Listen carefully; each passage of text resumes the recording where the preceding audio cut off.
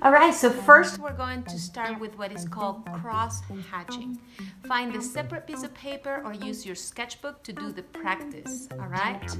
In your sketchbook or that piece of paper, I want you to draw a small square, all right? A really small square. Notice that it might not be bigger than my thumb, maybe a little bit bigger. And then you're going to write in there cross-hatching. And I'm writing this really slow for you so you can copy what I'm writing in there, all right?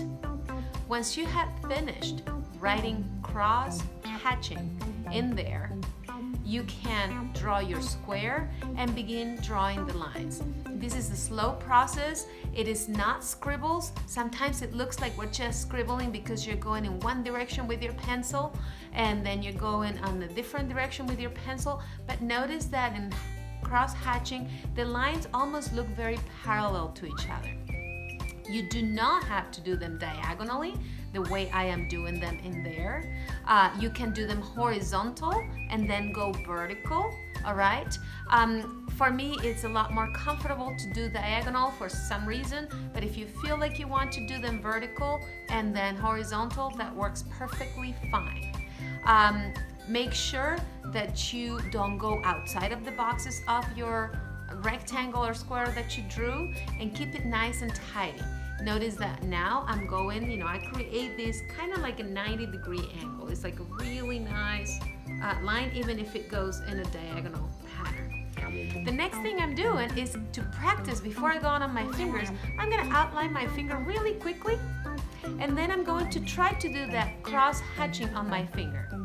Since I like my diagonal pattern, I keep on working on that diagonal pattern. But if you want to try a different pattern, vertical and horizontal, like you see on my example there too, that is perfectly fine. Go ahead, be slow, careful, and don't rush through these. Stop and slow down however many times you need to.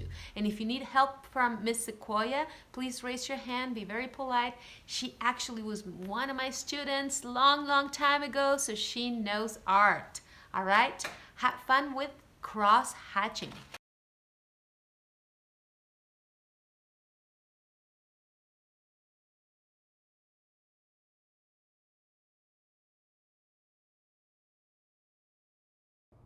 Again, notice that you can go on a vertical and horizontal pattern. See, this is a vertical line, and then I go with a horizontal pattern, and it will create the same cross-hatching effect. If you wanted to add shading, I simply go over following the same direction, okay? So if you did diagonal, do diagonal on top of the already done cross-hatching, and that would add another layer and create shading in your image.